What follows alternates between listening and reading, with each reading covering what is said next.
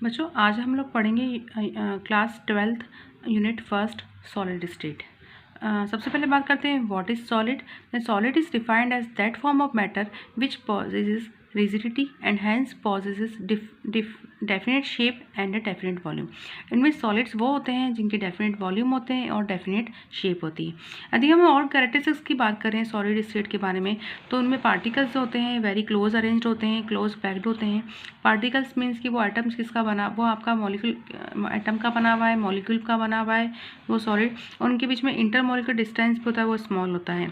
ये जो constant particles होते हैं ये फिक्स्ड पोजीशन पे होते हैं। फिक्स पोजीशन मीन्स कि वो अपनी पोजीशन पे फिक्स होते हैं, वो ऐसे मूव नहीं कर सकते हैं, केवल वो अपनी पोजीशन पे क्या कर सकते हैं, ऑसिलेट कर सकते हैं, वाइब्रेट कर सकते हैं। Now they have high density, इनकी डेंसिटी हाई होती है क्योंकि हमें ध्यान है कि मास ज़्यादा होता है, वॉल्यूम जो होता है क्लोजली पैक्ड है, वॉल्यूम कम है, डेंसिटी जो होती है वो ज़्यादा होती है। डेफिनेट शेप होता है, वॉल्यूम होता है और रिजिडिटी होती है, और ये हाईली इनकम्प्रेसिबल होते हैं। अब हम यहाँ पर हमने सॉलिड्स को 2 में डिवाइड किया है। उसमें फर्स्ट है हमारे पास में क्रिस्टलाइन सॉलिड और सेकंड है हमारे पास में एमोर्फस सॉलिड। ठीक है, crystalline solid and amorphous solid. Crystalline solids वो सॉलिड्स होते हैं in which the various constant particles are arranged in a definite geometric pattern in 3 dimensional space is called the crystalline solids, and the amorphous solids are that solid in there is a no regular arrangement of particle are called the amorphous solid. Second one is the crystalline solids are, जो crystalline solids होते हैं उनके अंदर हमें एक term है short range and long range. इनके अंदर शॉर्ट रेंज और लॉन्ग रेंज दोनों ही टाइप का ऑर्डर मिलता है, बाकी एमोर्फस सॉलिड्स के अंदर हमें केवल शॉर्ट रेंज ऑर्डर मिलता है। अब what is long range order और शॉर्ट रेंज ऑर्डर, उसको हम ऐसे समझ सकते हैं यदि हम क्लासरूम में, क्लासरूम के अंदर 10 बेंचेस लगी हुई है और 10 बेंचेस के अंदर 4 स्टूडेंट्स यदि हमने बिठा रखे हैं तो ये सारे के सारे इसे हम क्या बोलेंगे, लॉन्ग रेंज ऑर्डर है कि थ्रू आउट द सॉलिड जो है जो ऑर्डर है वो यदि हमारे पास में कंप्लीट जो है वो हमें कंप्लीट पैटर्न मिल रहा है, अरेंजमेंट जो है डेफिनेट है, तो उसे हमने बोल दिया शॉर्ट रेंज और उसे हमने बोल दिया लॉन्ग रेंज ऑर्डर। और what is short range order, short range order में क्या होगा, जैसे 10 बेंचेस की क्लासेस है, उस क्लास के अंदर यदि हमारे पास में स्टार्टिंग में 3 बेंचेस पे 4 स्टूडेंट्स बैठे हुए हैं, उसके बाद वापस 2 आ गए हैं और उसके बाद 3 आ गए हैं, इट मीन्स क्या होगा, देयर इज सम कुछ स्पेस में तो अरेंजमेंट जो है वेल डिफाइंड है लेकिन छोटे स्पेस में ही है, पूरे में नहीं है, तो उसे हम क्या बोलेंगे, short range order. Crystalline solids जो हैं वो हमारे पास में होते हैं एनाइसोट्रॉपिक नेचर के होते हैं। एनाइसोट्रॉपिक नेचर मीन्स हुआ कि कुछ प्रॉपर्टीज़ होती हैं जैसे रिफ्रैक्टिव इंडेक्स है, थर्मल कंडक्टिविटी है, उसको यदि हम सॉलिड्स के डिफरेंट डायरेक्शन से यदि हम उसको कैलकुलेट करते हैं तो यदि वो डिफरेंट आती है तो उस प्रॉपर्टी को बोलते हैं हम एनाइसोट्रॉपिक, और जो सॉलिड ये जो शो करते हैं ये प्रॉपर्टी उन्हें हम बोलते हैं एनाइसोट्रॉपिक सॉलिड्स बोलते हैं। और आइसोट्रॉपिक वो होते हैं जिनमें यदि हम इन प्रॉपर्टीज़ को डिफरेंट डायरेक्शन में कैलकुलेट करते हैं यदि वो सेम आती है तो उन्हें हम बोलते हैं आइसोट्रॉपिक, और ये जो प्रॉपर्टी होती है उसे बोलते हैं आइसोट्रॉपिक। नेक्स्ट है हमारे पास में कि यदि हम क्रिस्टलाइन सॉलिड को क्लीव करते हैं, क्लीवेज जो आता है बिल्कुल क्लीन क्लीवेज, बिल्कुल जिस तरीके से हम क्लीवेज जो आएगा बिल्कुल क्लीन आता है तो वो क्रिस्टलाइन सॉलिड से, और यदि इरेगुलर क्लीवेज आ रहा है तो वो हमारे पास में हो जाएगा एमोर्फस सॉलिड। नाउ जो हमारे पास में एमोर्फस सॉलिड्स होते हैं उनमें जो मेल्टिंग पॉइंट होता है उनका ओवर द रेंज होता है, बल्कि क्रिस्टलाइन सॉलिड्स का मेल्टिंग पॉइंट जो होता है शार्प होता है। शार्प मेल्टिंग पॉइंट मीन्स यदि हमने बोला कि कोई सॉलिड है वो यदि आपका 100.2 पे आपका लिक्विडफाई हो रहा है तो वो शार्प मेल्टिंग पॉइंट कहलाएगा। और ओवर द रेंज मतलब क्या हुआ, यदि कोई हमारे पास में सॉलिड है और यदि हमने उसका मेल्टिंग पॉइंट बोला है कि वो 373 से लेकर 378 के पर्टिकुलर कोई रेंज बता दी तो उसे हम बोलेंगे इसको ओवर द रेंज इसका मेल्टिंग पॉइंट है। फिर इनके जो कूलिंग कर्व्स होते हैं वो स्मूथ होते हैं इन दोनों, और जो एमोर्फस सॉलिड्स होते हैं और क्रिस्टलाइन सॉलिड्स के कूलिंग कर्व्स जो होते हैं वो स्मूथ नहीं होते हैं। क्रिस्टलाइन सॉलिड्स को हम ट्रू सॉलिड्स बोलते हैं, बल्कि एमोर्फस सॉलिड को हम बोलते हैं सूडो सॉलिड्स और सुपर कूल्ड लिक्विड्स बोलते हैं। सबसे इनके जो एग्जांपल्स हमारे पास में क्रिस्टलाइन सॉलिड के एग्जांपल हमारे पास में जैसे है कि हमारे पास में आयरन हो गया, NaCl हो गया, बेंजीन हो गया, जितने भी हमारे पास में है आयनिक सॉलिड जैसे कि NaCl, KCl, MgO और बेंजीन है, हमारे पास में वाटर है, CO2 है, ये सारे सभी एग्जांपल जो है हमारे पास में आएंगे क्रिस्टलाइन सॉलिड्स के अंदर। और एमोर्फस सॉलिड के अंदर एग्जांपल हमारे पास में ग्लास है, all the polymers like polythene, polypropylene, glass, ये सारे एग्जांपल जो आएंगे हमारे पास में एमोर्फस सॉलिड्स के अंदर आएंगे। नेक्स्ट पॉइंट है हमारे पास में, यहाँ पर हमने फिर से वहाँ पर एग्जांपल्स लिखे हुए हैं। एग्जांपल एमोर्फस सॉलिड है हमारे पास में rubber, glass, pitch, tar, fused silica, plastic, polymers, all are the examples of amorphous solid. Exam में क्वेश्चन ये बनता है कि what is the difference between crystalline and amorphous solid, तो आपको डिफरेंशिएट करके लिखना है, या फिर आपको एक मिक्सचर दे देंगे, उनमें से आपको छांटना है कि उनमें से कौन से amorphous solid है और कौन से crystalline solids हैं। फिर एक एक्सप्लेन का क्वेश्चन बनता है यहाँ पर, the window glass of the old building looks milky why. जो ओल्ड बिल्डिंग के विंडो ग्लासेस होते हैं वो क्या होते हैं, हमें मिल्की नज़र आते हैं। उसका रीज़न क्या होता है कि it is because due to the heating during the day and the cooling at night glass acquired some crystalline character. क्या होता है, इस प्रोसेस को बोलते हैं एनिलिंग। एनिलिंग क्या होती है कि जब रेगुलर जो है हीटिंग होती है दिन के समय और नाइट के समय कूलिंग होती है, तो कहीं ना कहीं ग्लास के अंदर कुछ क्रिस्टलाइन कैरेक्टर आते हैं, उसकी वजह से हमें वो मिल्की नज़र आते हैं। फिर एक और इंपॉर्टेंट क्वेश्चन मैंने यहाँ पर दिया है, why is glass of window panes of very old buildings found to be thicker at the bottom than at the top. जो ओल्ड बिल्डिंग के जो ग्लासेस होते हैं वो आपके बॉटम पे क्या होते हैं, थिक हो जाते हैं। उसका रीज़न क्या है, तो उसका रीज़न क्या है, ग्लास, क्योंकि ग्लास को हमने एक एमॉर्फस सॉलिड के अंदर डाला है, तो glass is amorphous solid which is super cooled liquid of high viscosity, और उनकी जो प्रॉपर्टी, जो लिक्विड की प्रॉपर्टी होती है फ्लो करने की, वो प्रॉपर्टी ये शो करता है।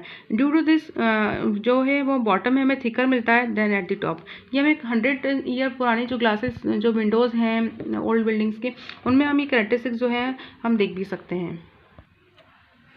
Now classification of crystalline solid. Crystalline solids को depend upon the constant particle and the binding forces present between the particles. We have divided in four types: ionic solids, molecular solids, covalent solids, and metallic solids. Now we are differentiating, हम different type of ionic हम types पढ़ते हैं। उनमें से देखिए first हमारे पास में है ionic solid। देखिए ये रहा हमारे पास में आयनिक सॉलिड। आयनिक सॉलिड के अंदर कांस्टेंट पार्टिकल्स कौन से होंगे हमारे पास में, पॉजिटिव एंड नेगेटिव आयंस। ठीक है, उनके बाइंडिंग फोर्स कौन सा होगा उनके बीच में, कोलम्बिक और इलेक्ट्रोस्टैटिक फोर्स ऑफ अट्रैक्शन। ये हमने +1 क्लास में पढ़ रखा है कि कोई भी आयन से, जैसे कि Na+ आयन और Cl नेगेटिव आयन है, तो उनके बीच में फोर्स कौन सा है हमारे पास में, इलेक्ट्रोस्टैटिक फोर्स ऑफ अट्रैक्शन है, जिसे हम आयनिक बॉन्ड भी बोलते हैं, और वही आयनिक सॉलिड्स के फॉर्मेशन करता है। एग्जाम्पल्स हो गए NaCl, lithium fluoride, magnesium oxide, zinc sulphide, calcium fluoride. अब इनकी नेचर कैसी होती है, तो नेचर हमारे पास में काफ़ी हार्ड होते हैं बट ब्रिटल होते हैं। अब ये ब्रिटल वर्ड क्या होता है हमारे पास में, जब हम इनको हैमर से यदि हम इसके ऊपर फोर्स लगाते हैं तो वो क्या होता है, बिखर जाता है। इस नेचर को बोलते हैं ब्रिटल। फिर इलेक्ट्रिकल कंडक्टिविटी, जो आयनिक सॉलिड्स होते हैं वो इंसुलेटर्स होते हैं सॉलिड स्टेट के अंदर, लेकिन यदि हम उसको मोल्टन करें या फिर हम उसको एक्वा सॉल्यूशन बनाएं तो दे show the conductivity. Melting point इनके काफ़ी हाई होते हैं, और इसके अलावा ये पोलर सॉल्वेंट्स के अंदर सॉल्युबल होते हैं और नॉन पोलर सॉल्वेंट्स के अंदर इनसॉल्युबल होते हैं। तो आयनिक सॉलिड्स के अंदर हमारे पास में कॉन्स्टेंट पार्टिकल्स क्या है, पॉजिटिव और नेगेटिव आयन से, और बाइंडिंग फोर्स कौन सा है, इलेक्ट्रोस्टैटिक फोर्स ऑफ अट्रैक्शन है। नेक्स्ट है मॉलिक्यूलर सॉलिड।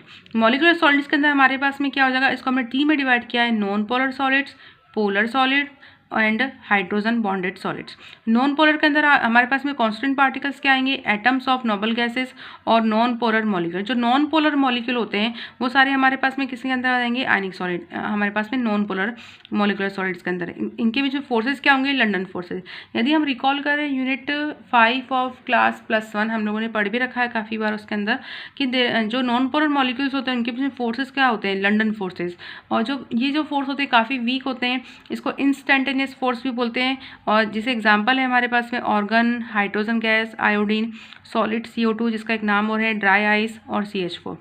इनकी वजह फिजिकल नेचर क्या होती है, सॉफ्ट होते हैं, क्योंकि फोर्स जो है वो स्ट्रॉन्ग नहीं है तो सॉफ्ट होंगे।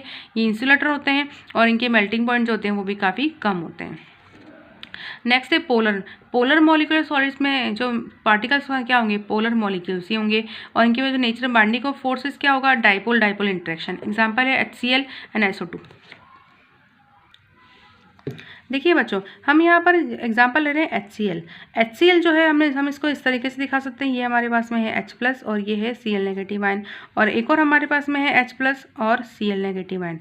हम ये बात कर रहे हैं कि एक HCl मॉलिक्यूल और दूसरा HCl मॉलिक्यूल के बीच में फोर्स क्या है। देखिए HCl जो खुद बना है वो तो कोवलेंट बॉन्ड से बना है, ये भी कोवलेंट बॉन्ड से बना हुआ है, लेकिन इनके बीच में फोर्स कौन सा है, तो फोर्स कौन सा है, डाइपोल इंटरेक्शन, जो कि हमने क्लास +1 के अंदर पढ़ा था। नाउ इनकी फिजिकल नेचर क्या होती है, सॉफ्ट होते हैं, इलेक्ट्रिकल कंडक्टिविटी ये इंसुलेटर होते हैं और मेल्टिंग पॉइंट क्या होता है, लो होता है।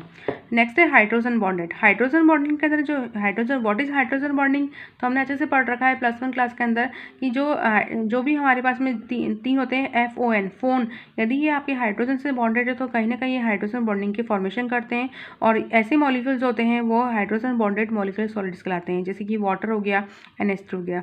बाइंडिंग फोर्स क्या है हमारे पास में, बाइंडिंग फोर्स जो है हाइड्रोजन बॉन्डिंग है। नेचर कैसे होती है, सॉफ्ट होती है, इंसुलेटर होते हैं और मेल्टिंग पॉइंट क्या होते हैं, इनके लो होते हैं। नेक्स्ट है हमारे पास में कोवैलेंट सॉलिड्स और नेटवर्क सॉलिड। कोवैलेंट सॉलिड्स के अंदर कांस्टेंट पार्टिकल्स क्या होते हैं, एटम्स होते हैं और बॉन्ड कौन सा होता है, कोवैलेंट बॉन्ड होता है। एग्जांपल हो गया हमारे पास में diamond, SiO2, quartz, silicon carbide, aluminium nitrate. देखिए इसके अंदर हमारे पास में ग्रेफाइट, डायमंड और ग्रेफाइट दोनों ही इसके एग्जांपल के अंदर है। बस यहाँ पर ग्रेफाइट जो है वो आपका फिजिकल नेचर के अंदर सॉफ्ट आएगा, बाकी सारे के सारे क्या होते हैं, हार्ड होते हैं। ग्रेफाइट जो है कंडक्टर है, बाकी जो है वो इंसुलेटर है। ये हमने +1 क्लास में भी पढ़ रखा है कि डायमंड और ग्रेफाइट के बीच में डिफरेंस पढ़ रखी है। डायमंड और ग्रेफाइट की हमने स्ट्रक्चर पूरी पढ़ रखी है कि क्यों डायमंड जो होता है वो इंसुलेटर होता है और क्यों ग्रेफाइट जो होता है हमारे पास में सॉफ्ट नेचर का भी होता है और कंडक्टिविटी शो करता है। इनकी मेल्टिंग पॉइंट हाई होते हैं क्योंकि इनके बीच में बॉन्ड जो होता है वो कोवैलेंट बॉन्ड होता है। फिर है मेटालिक सॉलिड्स। मेटालिक सॉलिड्स वो सॉलिड्स होते हैं जिनमें कांस्टेंट पार्टिकल्स वास्तव में क्या है, there is a positive ion in the sea of mobile electron. वहाँ पर पॉजिटिव आयन्स होते हैं जो कि मोबाइल इलेक्ट्रॉन, मोबाइल मतलब इलेक्ट्रॉन जो है मूव कर सकते हैं और पॉजिटिव आयन जो होते हैं वो अपनी फिक्स पोजिशन पे होते हैं। और बॉन्ड कौन सा कहलाता है, वो बॉन्ड कहलाता है हमारे पास में मेटालिक बॉन्ड। हम यहाँ पर मेटालिक बॉन्ड को भी स्ट्रक्चर बना के एक्सप्लेन कर सकते हैं, वो हम देखते हैं। देखिए इस तरीके से होता है हमारे पास में, यहाँ पॉजिटिव आयंस जो होते हैं वो अपनी फिक्स पोजीशन पे होते हैं।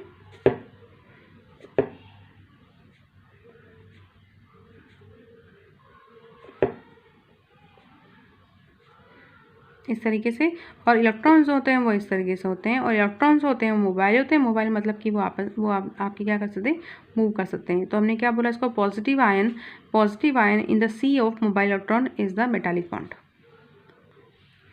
इनके अंदर जो हमारे पास में सारे एग्जांपल्स आएंगे, ऑल मेटल्स एंड एलॉय, जैसे ब्रास, ब्रोंज, आयरन, कॉपर, सभी इनके एग्जांपल हो जाएंगे। ये काफ़ी हार्ड होते हैं और ये कंडक्टर्स होते हैं सॉलिड स्टेट में as well as molten state में, और इनके काफ़ी हाई होते हैं। और ये सारी मेटालिक प्रॉपर्टी जैसे मेलेबल होते हैं, डक्टाइल होते हैं और इनकी खुद की लस्ट्रस होते हैं। ये जो मेटल्स होते हैं इनकी प्रॉपर्टी को ये शो करते हैं। इस तरीके से हमने क्रिस्टलाइन सॉलिड्स को 4 टाइप्स में डिवाइड कर रखा है, आयनिक solids, molecular solids, covalent solids and metallic solids. अब हम बात करते हैं एग्जाम में क्वेश्चन कैसे आता है। तो बच्चों एग्जाम में क्वेश्चन का जो पैटर्न है वो इस तरीके से है कि आपको यहाँ पर कई सारे एग्जांपल्स दे देंगे जैसे, और इनमें से आपको अलग अलग करने पड़ेंगे, कौन से आयनिक सॉलिड्स हैं, कौन से मॉलिकुलर सॉलिड्स हैं, कौन से कोवैलेंट सॉलिड्स हैं और कौन से मेटालिक सॉलिड्स हैं। उसका हम एक एग्जाम्पल देखते हैं। देखिए स्टूडेंट, यहाँ पर हमारे पास में क्वेश्चन है, classify the following solids in different categories based on the nature of intermolecular forces operating in them. देखिए हमारे पास में यहाँ पर अलग अलग सॉलिड्स दे रखे हैं, उनको हमें यहाँ पर डिफरेंट टाइप में आपको क्लासीफाई करना है। इसमें फर्स्ट है पोटेशियम सल्फेट। फर्स्ट है हमारे पास में पोटेशियम सल्फेट। पोटेशियम सल्फेट जो है वो आयनिक सॉलिड है। फिर हमारे पास में टिन जो है हमारे पास में मेटालिक सॉलिड है। फिर बेंजीन हमारे पास में कोवैलेंट सॉलिड है। फिर हमारे पास में हो गया यूरिया हमारे पास में हो गया हमारे पास में मॉलिकुलर सॉलिड हो गया। Ammonia is molecular solid, water is ammonium molecular solid. फिर जिंक सल्फाइड हो गया, जिंक सल्फाइड जो है हमारे पास में आयनिक सॉलिड है। ग्रेफाइट कोवैलेंट सॉलिड है। रुबिडियम हमारे पास में मेटालिक सॉलिड है। ऑर्गन जो हो गया हमारे पास में मॉलिकुलर सॉलिड है, नॉन पोलर। सिलिकॉन कार्बाइड जो है वो हमारे पास में हो गया कोवैलेंट सॉलिड हो गए। ये सभी इस तरीके से क्वेश्चन एग्जाम के अंदर आते हैं। ओके, थैंक यू बेटे।